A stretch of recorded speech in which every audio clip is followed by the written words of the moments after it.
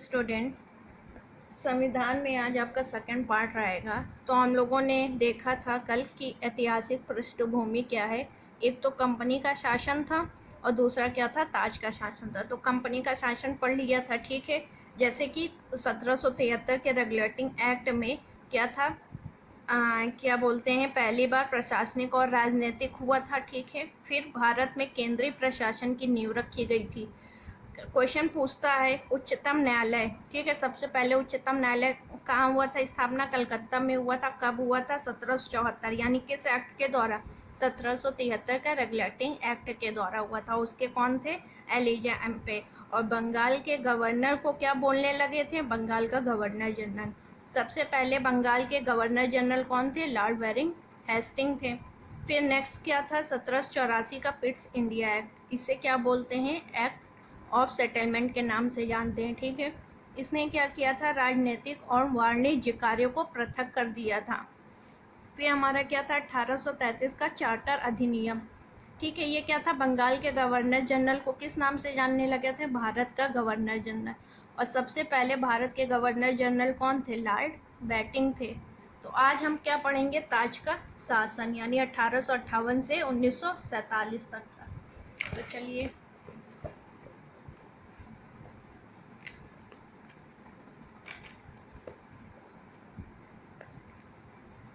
तो हमारा क्या है,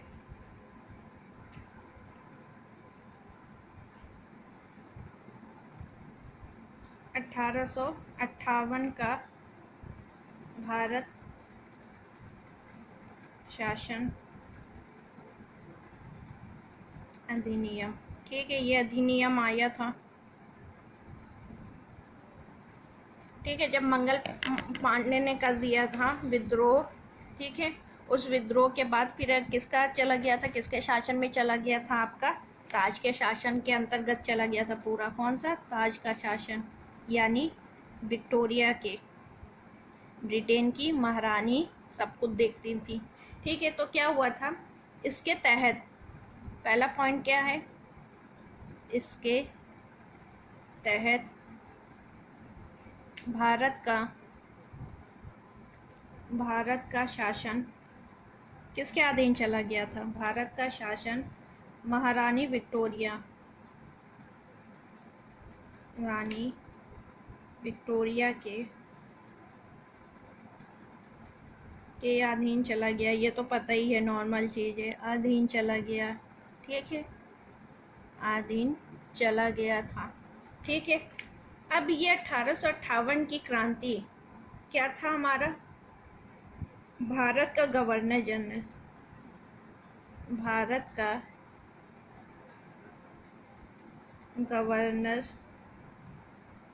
जनरल का पदनाम बदलकर, ये इम्पोर्टेंट है, पदनाम बदलकर क्या कर दिया गया था, हमारा क्या आ गया था, भारत का वायसराय। यहीं से हमारा क्या स्टार्ट हुआ था, भारत का वायसराय, ठीक है। अगर हम पूछे अंतिम भारत का गवर्नर जनरल कौन था, तो कौन थे अंतिम की बात करें तो अंतिम कौन थे, लॉर्ड कैनिंग थे, लॉर्ड कैनिंग, ठीक है।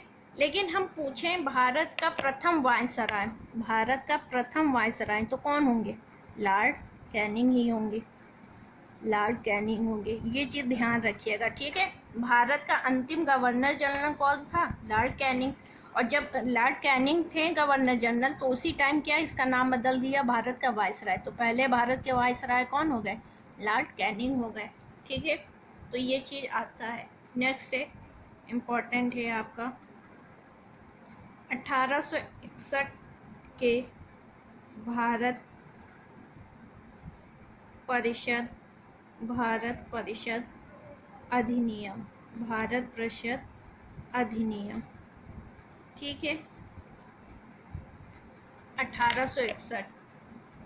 इसका जो सबसे इम्पोर्टेंट टॉपिक है, क्या बोलता है, इसके द्वारा कानून बनाने की प्रक्रिया में भारतीय प्रतिनिधियों को शामिल करने की शुरुआत हुई।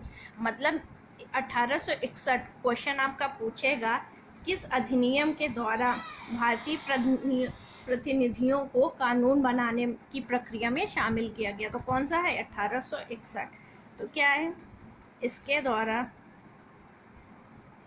द्वारा कानून बनाने की प्रक्रिया में भारतीय प्रतिनिधियों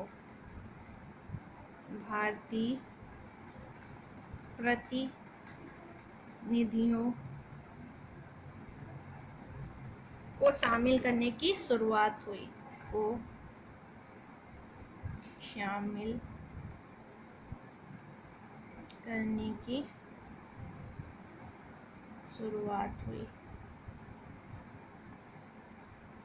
ठीक है, यही है इम्पोर्टेंट आपका। इसमें क्वेश्चन आपका आएगा कि किस अधिनियम के द्वारा भारतीय प्रतिनिधियों को कानून बनाने की प्रक्रिया में शामिल करने लगे। तो कब? 1861 में। ठीक है, नेक्स्ट आइए।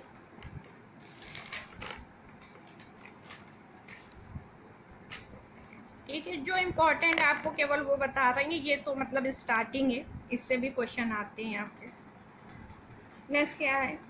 1909 का अधिनियम। 1909 का अधिनियम। ठीक है, 1909 का अधिनियम क्या है? इस अधिनियम को किस नाम से जानते हैं? मार्ले मिंटो सुधार के नाम से भी जानते हैं। ठीक है, मार्ले मिंटो सुधार के नाम से भी जानते हैं। तो कभी कभी क्वेश्चन आता है मार्ले मिंटो सुधार किस अधिनियम को कहते हैं? तो किस अधिनियम को कहते हैं? 1909 के अधिनियम को कहते हैं। ठीक है, इसमें क्या हुआ था हमारा?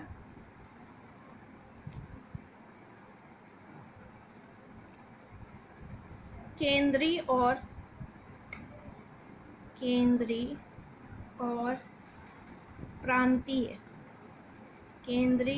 प्रांतीय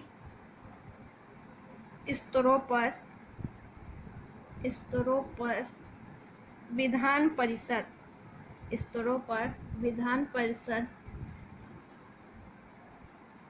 के कार्यों का दायरा बढ़ गया। ठीक है, इसमें कुछ ज़्यादा कोई खास नहीं, इसमें बस ये पूछता है 1909 अधिनियम को और किस नाम से जानते हैं? मार्ले मिंटो सुधार। इसमें क्या है जो इम्पोर्टेंट है? पूछ ले सांप्रदायिक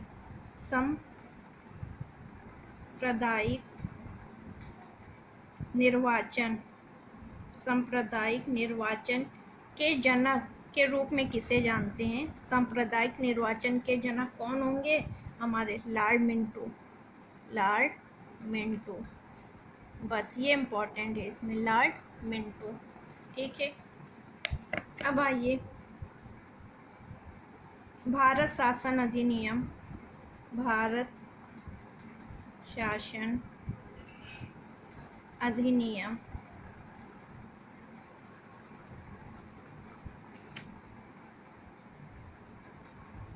1919, ये आपका इम्पोर्टेंट है। क्वेश्चन पूछता है प्रांत में द्वैध शासन प्रणाली किस अधिनियम में आई? केंद्र में द्वैध शासन प्रणाली किस अधिनियम में आई? तो सबसे इम्पोर्टेंट जो है इसमें क्या हुआ? प्रांत में द्वैध शासन प्रणाली आई।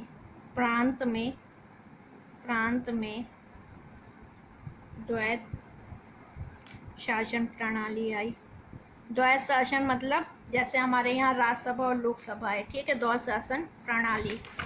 कुछ अधिकार किसके पास गए? राज्यसभा, और कुछ अधिकार लोकसभा, यानी कुछ केंद्र के पास और कुछ राज्य के पास। ठीक है, ये बना 1919 में, लेकिन इसको लागू कब हुआ? ये अधिनियम लागू हुआ 1921 में लागू हुआ। ठीक है, इस अधिनियम को किस नाम से जानते हैं? मार्टिन चेम्सफोर्ड सुधार अधिनियम। ठीक है, 1919 के अधिनियम को किस नाम से जानते हैं? मार्टिन चेम्सफोर्ड सुधार अधिनियम के उससे जानते हैं। ठीक है, इस अधिनियम में क्या हुआ हमारा, दोहरी व्यवस्था, दोहरी व्यवस्था यही अभी बताया, ठीक है, दोहरी व्यवस्था हुई यानी द्वैत। अब ये इम्पोर्टेंट है, द्वैत शब्द ये एक यूनानी शब्द है। कैसा शब्द है, यूनानी शब्द है, जिसको जो डाई आर्की से उत्पन्न हुआ है। कहाँ से उत्पन्न हुआ है, डाई आर्की से उत्पन्न हुआ है, ठीक है। इसको क्या कहा गया, इस अधिनियम में, ठीक है, भारत शासन अधिनियम में सबसे पहले प्रत्यक्ष निर्वाचन हुआ था। कैसे निर्वाचन हुए थे, प्रत्यक्ष निर्वाचन हुए थे। तो ये आपका इम्पोर्टेंट है, प्रत्यक्ष निर्वाचन हुए थे, ठीक है। इस अधिनियम के द्वारा लोक सेवा आयोग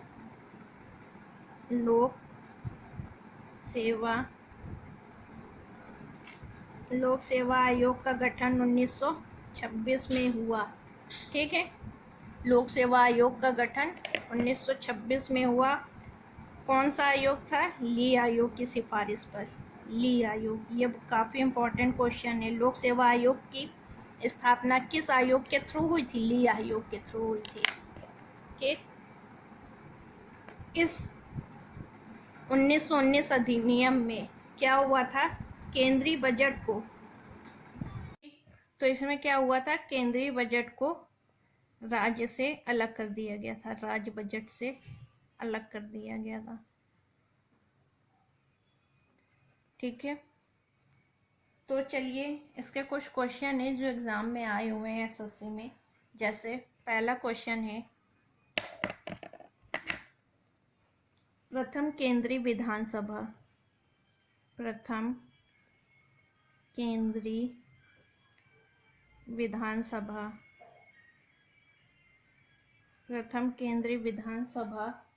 का गठन कब हुआ, ठीक है। तो इसका आंसर आपका क्या हो जाएगा, 1921, ठीक है। क्योंकि ये कब लागू हुआ था, 1921 में लागू हुआ था। और यहीं पे क्या हुआ था, केंद्रीय विधानसभा का गठन हुआ था 1921 में। नेक्स्ट क्वेश्चन जो आपका आता है, सेकंड क्वेश्चन, वो आपका है, किस अधिनियम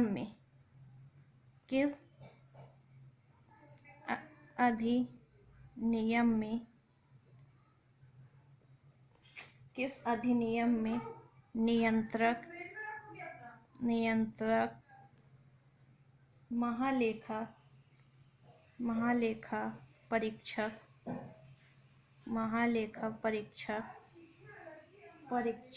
नामक पद का सुझाव दिया, ठीक है।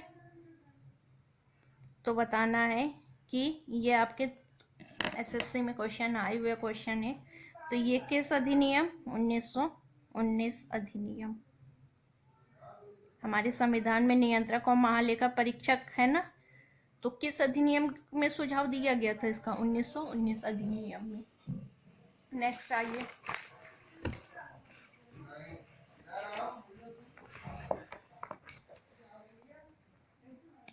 नेक्स्ट है आपका, ये भी बहुत इम्पोर्टेंट है, ठीक है, भारत शासन अधिनियम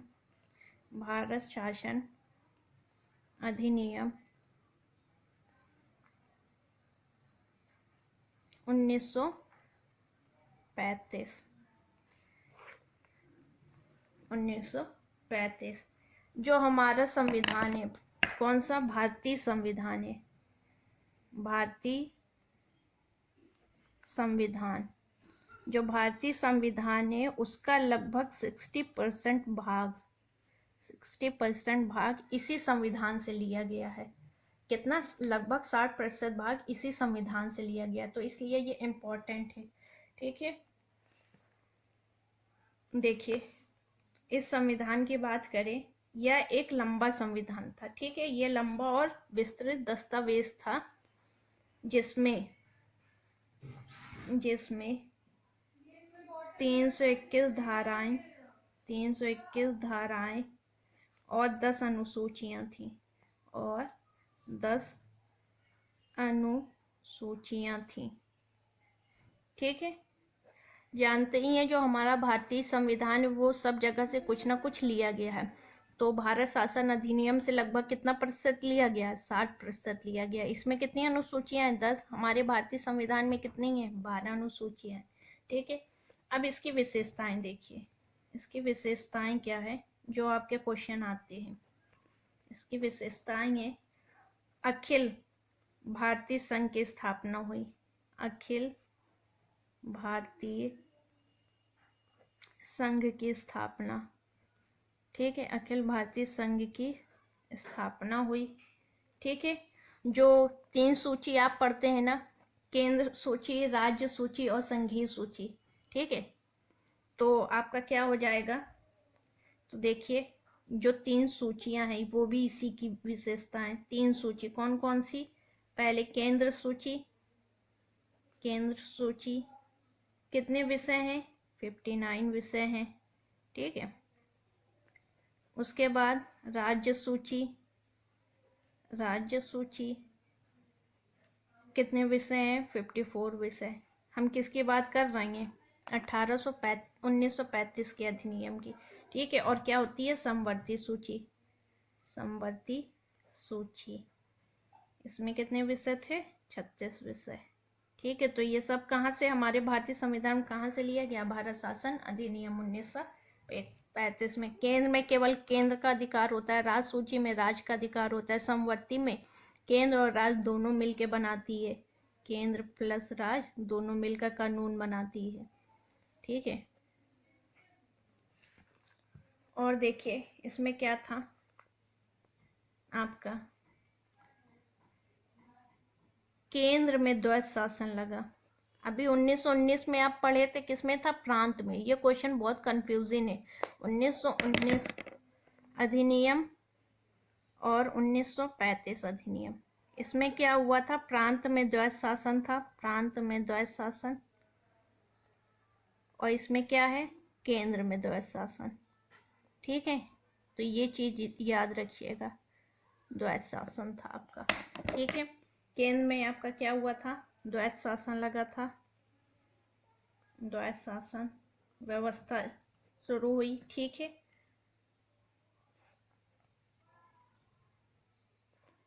इसमें क्या हुआ था? लगभग 10% जनसंख्या पर, लगभग 10% जनसंख्या को मत देने का अधिकार मिला। मत देने का अधिकार मिला था। ठीक है, मत देने का अधिकार मिला। ठीक है, चलिए एक क्वेश्चन, भारतीय रिजर्व बैंक की स्थापना भी कब हुई थी? इसी टाइम हुई थी। भारतीय रिजर्व बैंक की स्थापना, आरबीआई, भारतीय रिजर्व बैंक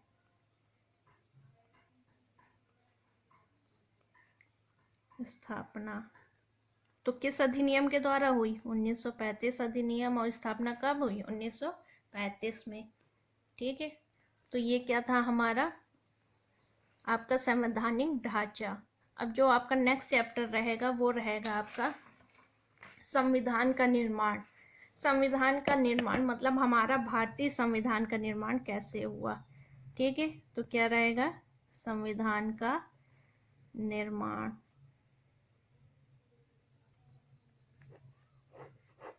ठीक है, तो इसके बारे में थोड़ी चर्चा करेंगे। ठीक है, आज के लिए इतना ही। Thank you class.